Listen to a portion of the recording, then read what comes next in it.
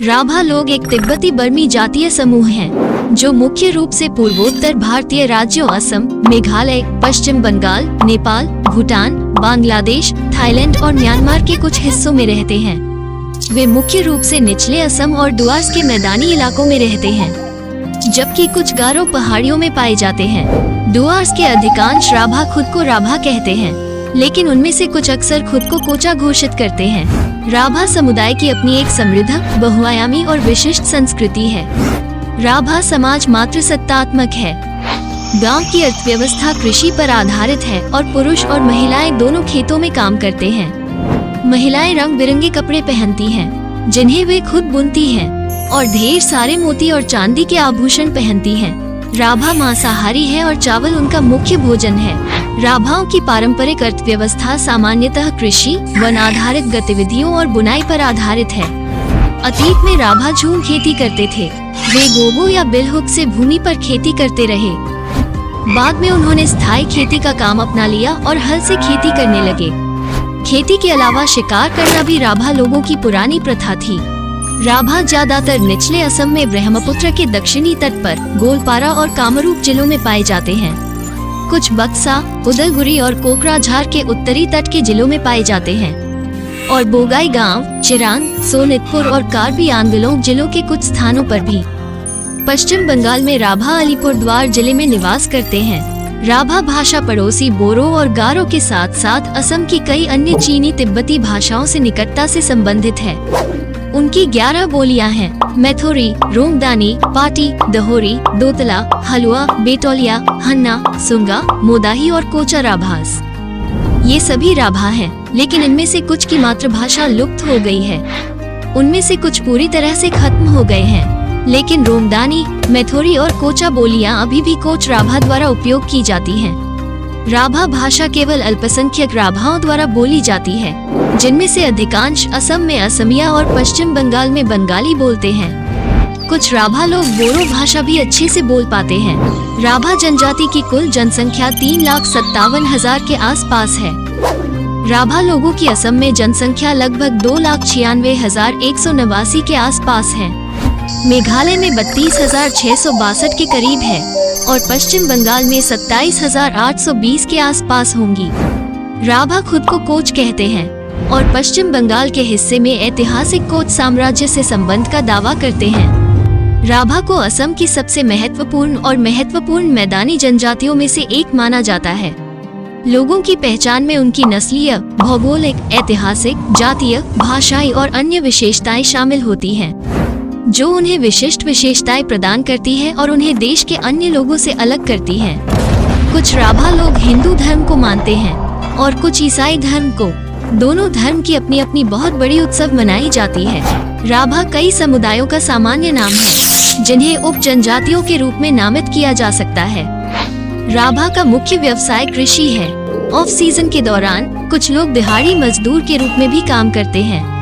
वे कुछ मात्रा में दालों, सरसों के बीज और जूट के साथ साथ आहू और साली चावल दोनों की खेती करते हैं। सब्जियों के बगीचे पाटी और रंगदानी दोनों द्वारा उगाए जाते हैं, लेकिन मैथोरी के बीच ये बहुत दुर्लभ है। जो लोग मेघालय के सीमावर्ती क्षेत्रों में रहते हैं, वे कुछ हद तक झूम खेती का सहारा लेते हैं। केवल कुछ ही कृषकों ने खेती के उन्नत तरीकों को अपनाया है, जबकि अधिकांश ने अपनी पारंपरिक प्रणाली को छोड़ दिया है। बकरी, मवेशी, सुअर, कुत्ते, बिल्ली, मछली, मुर्गी आदि प्रमुख घरेलू जानवर राभा लोग पालते हैं। चावल राभा का मुख्य भोजन है, जिसमें सूखी और पीसी हुई मछली के प्रति अंतर्निहित रुचि है। सुअर का मांस और चावल बियर यानी झोगा उनका पसंदीदा पेय है, जिनको उत्सव के अवसरों पर तैयार किया जाता है। प्राचीन काल में स्त्री पुरुष दोनों मिलकर अलग अलग देवताओं, त्योहारों की पूजा करते थे। उस अवसर पर उन्होंने अपनी पारंपरिक पोशाकें ही पहनी होंगी।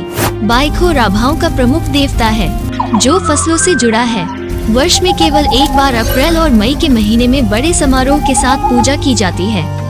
बैखो का शाब्दिक अर्थ है बाई का अर्थ है देवता और खो का अर्थ है महान, इसलिए नाम एक महान देवता को दर्शाता है। ये धन की देवी को समुदाय के लिए बारिश, प्रचुर फसल और स्वास्थ्य लाने की क्षमता के लिए प्रसन्न करने के लिए मनाया जाता है। यह वसंत की फसल से पहले पूजा के माध्यम से बुरी आत्माओं को दूर करने के लिए हर साल होता है। वहाँ पारंपरिक संगीत बजाते हैं। त्योहार में 4 देवियों की पूजा की जाती है, जैसे सुसारी, नकटी, तमाई और दादुरी। राभा लोग बाइखो देवी को राष्ट्रीय नायिका मानते थे और जंगल के किसी पवित्र स्थान पर निश्चित तिथि पर पूजा की जाती है। प्राचीन काल में ये त्योहार 7 दिन और रात तक चलता था, लेकिन अब ये त्योहार केवल 3 दिन या 3 रात ही मनाया जाता है। पूजा के दौरान एक महत्वपूर्ण गीत गाई जाती है, जिसे हेमाव कहा जाता है। ये गीत अतीत के नायकों और नायिकाओं का एक स्मारक गीत है, जो राभास के योद्धा थे। एक कनेक्टेबल बात है कि जब गाना गाया जा रहा हो, रात को कोई सो नहीं सकता। इस शुभ अवसर को दावत और चावल बियर पीने के साथ मनाया जाता है। इसके संस्कार है त्योहार के पहले दिन को नख खिटार के कहा जाता है। इस त्योहार के लिए मारे गण यानी सांप देवी विशेरी अथवा माता मनसा देवी की पूजा से जुड़ी ओजापाली का एक रूप कलाकारों को नियुक्त किया जाता है। प्रत्येक परिवार के घरों की छतों पर चावल पाउडर छिड़का जाता है, जिसे नाग जनकय कहा जाता है। इस उत्सव में आग से खेलना प्रमुखता से शामिल है। सुनबाई टांगी या सिनपार कोचा राभा का त्योहार है। नेपाल के राभाओं ने नेपाली भाषा को अपनाया, असम के राभाओं ने असमिया को अपनाया और पश्चिम बंगाल के राभाओं ने बंगाली भाषा को अपनाया। राभाओं का केवल कुछ समूह ही राभा भाषा बोलते हैं। यहाँ महिलाओं ने वास्तविक राभा पारंपरिक पोशाक भी नहीं पहनी होती है। उन्होंने शायद असम के मिश्रित कपड़े पहने जाते हैं। राभा जनजाति में विवाह के नियमन में बरई प्रणाली महत्वपूर्ण भूमिका निभाती है। बरई, जिसे वैकल्पिक रूप से बार या हौसुक भी कहा जाता है। असम के राभा लोग हर साल 20 जून को विष्णु राभा दिवस मनाते हैं। विष्णु प्रसाद राभा असम के एक भारतीय सांस्कृतिक व्यक्ति थे, जिन्हें संगीत, नृत्य, चित्रकला, साहित्य के साथ साथ राजनीतिक सक्रियता के क्षेत्र में उनके योगदान के लिए जाना जाता है। असम की संस्कृति के पुरोधा माने जाने वाले असमिया लोग उन्हें प्यार से कलागुरु कहते हैं, जिसका अर्थ है कला का स्वामी। विष्णु प्रसाद राभा का जन्म 31 जनवरी 1909 को ढाका, बंगाल प्रेसिडेंसी, ब्रिटिश भारत में हुआ था।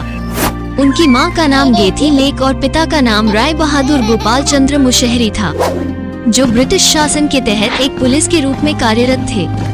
उनका जन्म एक बोडो परिवार में हुआ था, लेकिन चूंकि उनका पालन पोषण राभा परिवार में हुआ था, इसलिए उन्होंने राभा उपनाम अपना लिया और 20 जून 1969 को असम के तेजपुर में उनका मृत्यु हो गई। विष्णु राभा स्मृति उद्यान उनके सम्मान में एक स्मारक पार्क के रूप में स्थापित किया गया है। ये तेजपुर के पास ब्रह्मपुत्र के तट पर भैरवी मंदिर के निकट एक भूखंड में स्थित है। ये पार्क उनके मंझले बेटे हेमराज राभा की कड़ी मेहनत का परिणाम है, जिन्होंने अपने पिता को श्रद्धांजलि देने की पहल की और निर्माण शुरू किया। इस परियोजना को बाद में असम सरकार ने अपने हाथ में ले लिया।